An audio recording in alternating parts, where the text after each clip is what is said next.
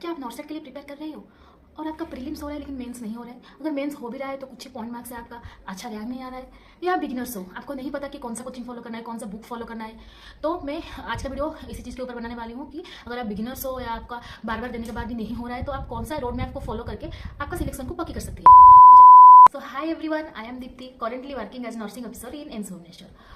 तो आप सबकी प्रिपरेशन कैसी चल रही है? तो जैसे कि आपको स्टार्टिंग देख के पता ही चल गया है कि मैं आज किस चीज़ के ऊपर वीडियो बनाने वाली हूँ, कि जो जो लोग बिगिनर्स हैं और जो लोग अभी 4th ईयर में है और जिनका जस्ट अभी नर्सिंग कोर्स कंप्लीट हुआ है, बीएससी या जीएनएम जो भी कंप्लीट हुआ है, और आप से कोई भी सेंट्रल गवर्नमेंट या स्टेट गवर्नमेंट एग्जाम की तैयारी मतलब करना चाहते हो और आपको समझ नहीं आ रहा है कि आपको कहाँ से स्टार्ट करना है, तो आई थिंक ये वीडियो देखने के बाद आपको एक क्लियर आइडिया हो जाएगा कि कहाँ से स्टार्ट करें और कैसे पढ़ने से आपका सिलेक्शन पक्की हो सकती है। तो चलिए लेट ना करके वीडियो को स्टार्ट कीजिए। तो देखिए, अगर हम किसी भी एग्ज़ाम के लिए प्रिपेयर कर रहे हैं तो उससे पहले हमको ये जानना जरूरी है कि वो एग्ज़ाम क्या है, एग्ज़ाम में क्वेश्चन कितना आएगा, एग्ज़ाम का पैटर्न क्या है, तो उसी हिसाब से हम खुद को प्रिपेयर कर पाएंगे। तो पहले हम नॉर्सेट के बारे में डिस्कस करेंगे कि नॉर्सेट का एग्ज़ाम का पैटर्न कैसा है। जैसे कि आप लोग सभी को पता है कि पहले 4-5 नॉर्सेट से ये 2 पैटर्न में हो गया है, जैसे कि प्रीलिम्स और मेंस। तो 2 पैटर्न हो गया, एक प्रीलिम्स और एक मेंस। और प्रीलिम्स का और मेंस में वो टॉपिक क्या है, मतलब वो उसका सिलेबस क्या है। देखिए, नर्सिंग है तो नर्सिंग का सिलेबस 100% आएगा, लेकिन प्रीलिम्स में इसको डिवाइड कर दिया है। पहले हम प्रीलिम्स का बात करते हैं। देखिए, प्रीलिम्स है हमारा दो पार्ट में हुआ है, जैसे कि 80 मार्क्स और 20 मार्क्स, टोटल 100 मार्क्स है। तो 80 मार्क्स हमारा आएगा नर्सिंग और 20 मार्क्स हमारा आएगा नॉन नर्सिंग। जैसे कि नॉन नर्सिंग में है जीके, मैथ और रीजनिंग, एप्टीट्यूड, ये सब, इंग्लिश, ये सब मिलाकर 20 मार्क्स आएगा। तो ये है हमारा प्रीलिम्स का, और टोटल है हमारा 100 मार्क्स। 100 मार्क्स का क्वेश्चन है और 100 क्वेश्चन आएगा, जैसे कि 1 क्वेश्चन को 1 मार्क।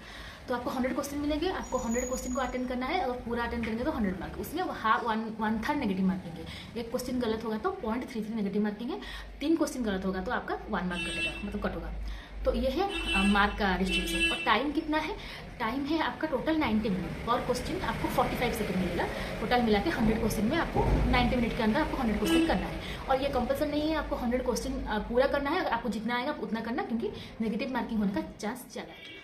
और प्रीलिम्स का क्वालिफाइंग मार्क कैसा है, मतलब कैसे किन लोगों का प्रीलिम्स होगा। देखिए, ये प्रीलिम्स का मार्क आपका मेंस का मार्क के साथ ऐड नहीं होगा, क्योंकि ये ओनली है कि आप क्वालिफाई करेंगे और एलिजिबल होंगे मेंस एग्जाम देने के लिए।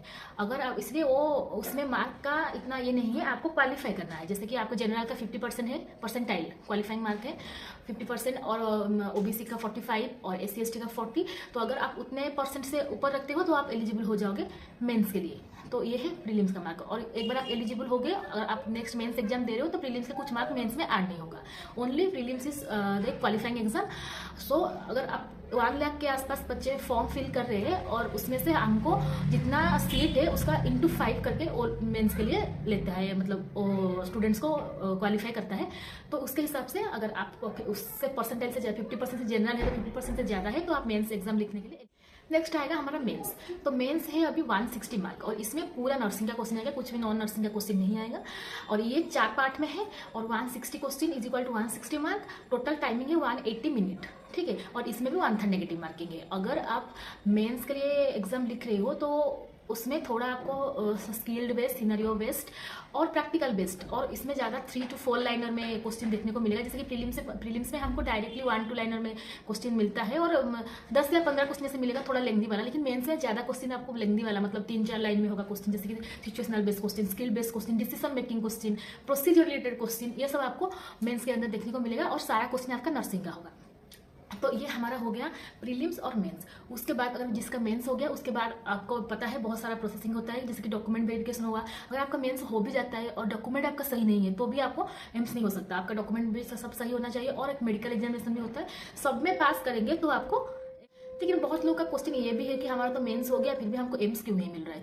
देखिए, ओनली मेंस हो जाना इज़ नॉट इम्पोर्टेंट, बिकॉज अगर आपको अच्छा और आपका पास वाला और आपका ड्रीम एम्स चाहिए, तो आप उसके लिए आपको अच्छा रैंक मिलना पड़ेगा। देखिए अगर हमारा 1500 पोस्ट है तो उसके हिसाब से मेंस में 10,000 लोग क्वालिफाई है, तो कैसे मिलेगा? जो पहले स्टार्टिंग से लेके 1500 बच्चों को ही मिलेगा, बाकी सारा लोग क्वालिफाई होंगे लेकिन नहीं मिलेगा। तो इसके लिए आपको स्मार्ट स्टडी करना पड़ेगा। तो हमारा ये वाला पैटर्न तो डिस्कस हो गया, जैसे कि प्रीलिम, मेंस और डॉक्यूमेंट वेरिफिकेशन, मेडिकल एग्जामिनेशन, ये सब हो गया। उसके बाद आपको एम्स मिल जाएगा। लेकिन हम इसके लिए क्वालिफाई करने के लिए हमको कैसे रोड मैप हमको, तो अभी हम देखेंगे कि हम प्रिपरेशन कैसे करेंगे। तो मैं प्रिपरेशन को 4 पार्ट में डिवाइड की हूँ, पार्ट 1, पार्ट 2, पार्ट 3 और पार्ट 4। तो पार्ट 1 में हम देखेंगे, हम पढ़ाई करेंगे कि बेसिक्स, जो कि है फाउंडेशन। तो बेसिक्स अगर हमारा क्लियर नहीं है तो हम जितना भी आगे आगे जाएंगे हम कुछ समझ नहीं पाएंगे, कुछ रिलेट नहीं कर पाएंगे। तो बेसिक्स में क्या है? पहला है एनाटॉमी एंड फिजियोलॉजी, सेकंड है फंडामेंटल ऑफ नर्सिंग।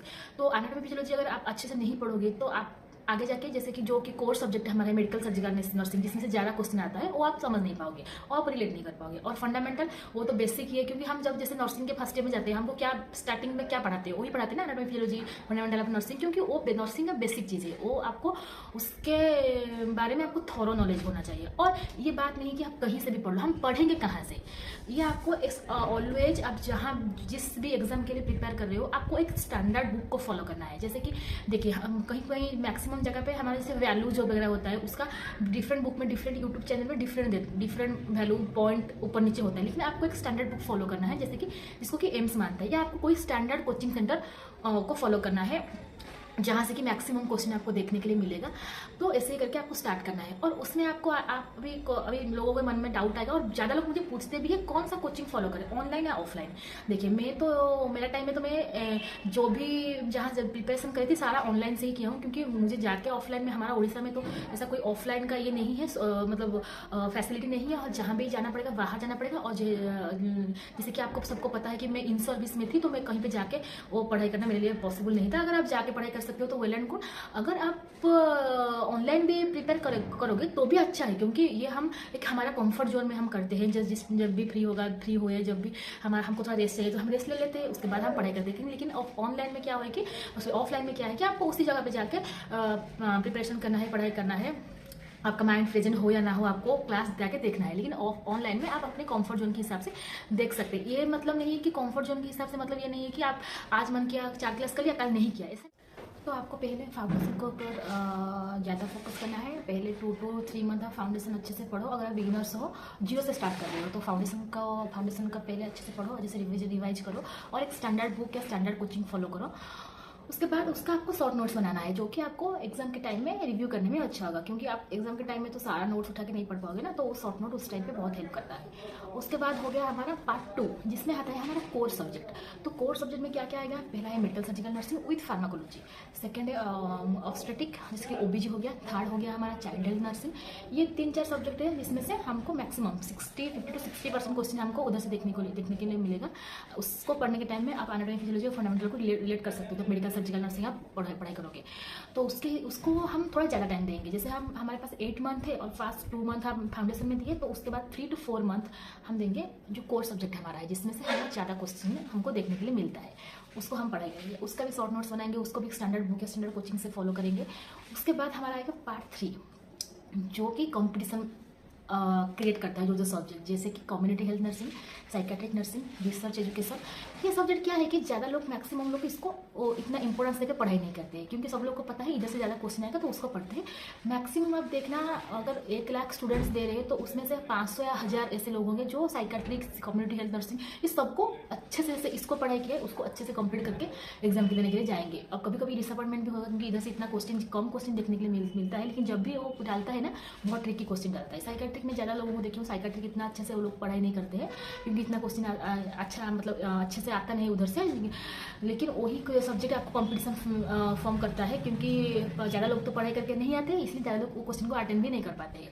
और जो सब करते हैं वो क्वेश्चन बाकी लोग करते हैं। ये आपको रैंक दिलाने में मदद करेगा। अगर आप एक अच्छा रैंक होल्ड करना चाहते हो तो ये सब्जेक्ट को कभी भी स्किप मत करना, क्योंकि ये कम आता है बोल के हम इसको कम टाइम देंगे, ये नहीं है। इसको भी पढ़ना है, क्योंकि इसमें से ज़्यादा ट्रिक की क्वेश्चन आता है। कम्युनिटी से इतना लोगों को अच्छा नहीं लगता है। साइकेट्रिक भी सेम है, टर्मिनोलॉजी ये सब समझने में लोगों को टाइम लग जाता है, तो इसलिए लोग उसको थोड़ा बात करके बोलते हैं पीछे लास्ट में पढ़ेंगे और वो रह जाता है। लेकिन आप उस सब्जेक्ट को भी पढ़ना है। ये हो गया हमारा पार्ट 3। देन आ गया हमारा पार्ट 4। हाँ, अगर जिस टाइम पे हम वो सब्जेक्ट को पढ़ रहे होंगे, कम्युनिटी और ये सब, हम उस टाइम पे ही एग्जाम देना स्टार्ट कर लेंगे। जैसे मॉक हो गया और वीकली एग्जामिनेशन हो गया, और हाँ, जैसे हम थ्योरी पढ़ते रहेंगे उसी हिसाब से उसके जैसे एक टॉपिक खत्म हुआ उसका एमसीक्यू निकालते रहेंगे। तो ऐसे करके हम side by side, only theory पढ़ोगे तो एमसीक्यू अप्रोच करने का आपका टाइम बहुत लगेगा और गलत होगा। क्योंकि अगर हम क्या पढ़ रहे हैं, अगर हम एग्जाम नहीं देंगे, ये मैं सारे वीडियो में बताती हूँ, अगर आप क्या पढ़ रही हो, आप अगर एग्जाम नहीं लिखोगे तो आपको नहीं पता चलेगा कि आप उसको कैसे इंप्लीमेंट कर रहे हो। थ्योरी तो सब लोग पढ़ते हैं, लेकिन वो थ्योरी को कौन कैसे हिसाब से इंप्लीमेंट करता है उसके हिसाब से ही आपका मार्क आएगा।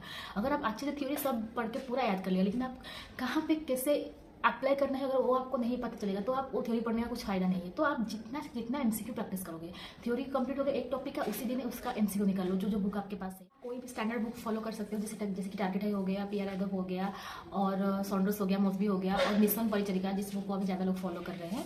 लेकिन मेरे टाइम में वो बुक फॉलो नहीं किया था, लेकिन अभी ज़्यादा लोग फॉलो कर रहे हैं, मैं देख रही हूँ। तो आप वो बुक भी फॉलो कर सकते हो। और बाकी मैंने ज़्यादा कुछ यूट्यूब से ही सॉल्व किया था।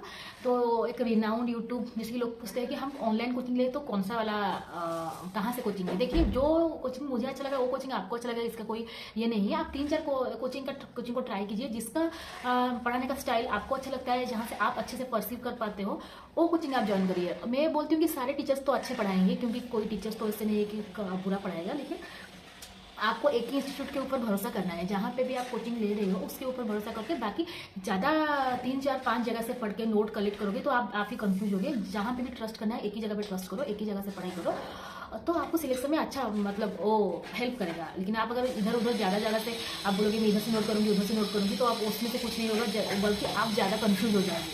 अभी बचा है हमारा पार्ट 4, जो कि है बहुत सारा revision, previous year question, PIQ, और आपको क्या बोलती हूँ मैं, मॉक बहुत सारा एग्जाम्स, बहुत सारा प्रीवियस ईयर क्वेश्चन प्रैक्टिस, और बहुत सारा रिवीजन। ये 1 मंथ 1.5 मंथ आपको पूरा रिवीजन में देना है, पूरा एग्जाम देना है, पूरा मॉक टेस्ट देना है। जो भी इंस्टीट्यूट आपको अच्छा लगता है, जो कि नॉट सेट के लेवल का क्वेश्चन बनाता है, उधर जाके आप मॉक टेस्ट दो और एग्जाम दो, रिविजन करो, ये सब करना है। और आप जो शॉर्ट नोट्स बनाते आए हो ना स्टार्टिंग से, वो शॉर्ट नोट्स को उस टाइम पे रिविजन करना है, क्योंकि पूरा नोट्स 12-13 बुक का तो हम पढ़ना पॉसिबल नहीं है। तो उस टाइम पे हम वो शॉर्ट नोट्स को रिवाइज करेंगे। ऐसे ही करके करते हो और एग्जाम देते हो, एक सेल्फ कॉन्फिडेंस अंदर से आता है कि हाँ एग्जाम में मेरा ऐसा हो रहा है तो अभी ऐसा होगा। तो ये था आज का वीडियो। जो लोग बिगिनर हो, जो लोग अभी से स्टार्ट करना चाहते हो, जिन लोगों का अभी एग्जाम खत्म हुआ है, तो अगर आपको बहुत कंफ्यूज हो कि कैसे स्टार्ट करें, तो आप ये वाला ट्रिक्स फॉलो कर सकते हो। और hope this video is helpful for you. And अगर आपका कोई फ्रेंड भी हमसे स्टार्ट करना चाहते हो, तो आप उनके साथ वीडियो शेयर करो, तो आपको देख के एक मोटिवेशन फील होगा, एक सेल्फ कॉन्फिडेंस आएगा, और आप पढ़ने के लिए आपको इंटरेस्ट भी होगा। अगर मेरा वीडियो अच्छा लगा है तो चैनल को लाइक शेयर एंड सब्सक्राइब कर देना, और आपके दोस्त लोगों के साथ शेयर करना। और अगर आपको कुछ भी कंफ्यूज है, कुछ भी डाउट है किसी भी सब्जेक्ट के रिलेटेड, तो मुझे कमेंट करना, और वीडियो कैसा लगा वो भी कमेंट में बताना। तो ठीक है, मिलते हैं और एक वीडियो में। Bye bye, let's upload.